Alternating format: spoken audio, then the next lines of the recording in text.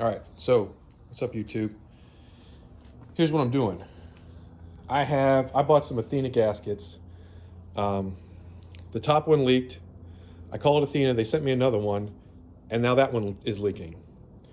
And because both the vertical cylinder and the horizontal vertical cylinder and horizontal cylinder are from Athena, I've just lost a little bit of confidence in their gasket, to be quite honest. And so what I'm doing is I've rigged something here. This is a coolant system pressure tester, and I've attached it to a hose, and I put a wine cork in this hose to hold the pressure. And I want to test this one independently because relatively speaking, this one was flooding the cylinder chamber with coolant. This one was the weakest link, if you will, and it was the easiest path of least resistance for the water. And so because this one was leaking so bad, both the original Athena gasket I purchased and the replacement they sent me were leaking so bad here. I want to test this one independently because it is possible, a coolant system pressure, it applies pressure equally.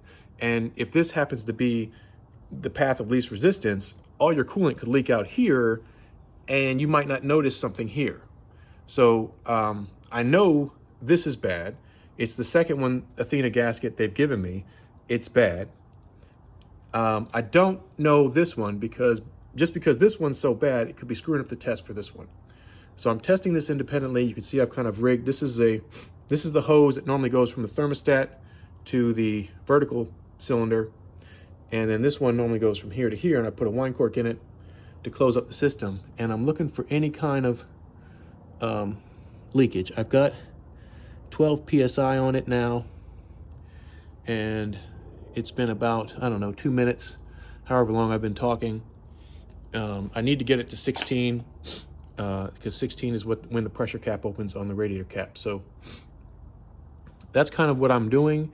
If you're having a problem with the Athena gaskets, try this first and see if you can understand if it's truly a leak or just maybe it's coming from somewhere else. Because on the horizontal one, you got your one radiator here, you got your other radiator over there.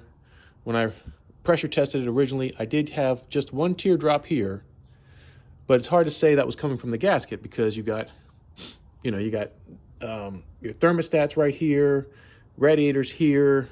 You got a hose that goes from your radiator across. You got that little, can you see that see where that hose clamp is? I got it blocked off. There's a little tube that connects to a breather hose to your coolant system. You got that hose could have been just loose or something.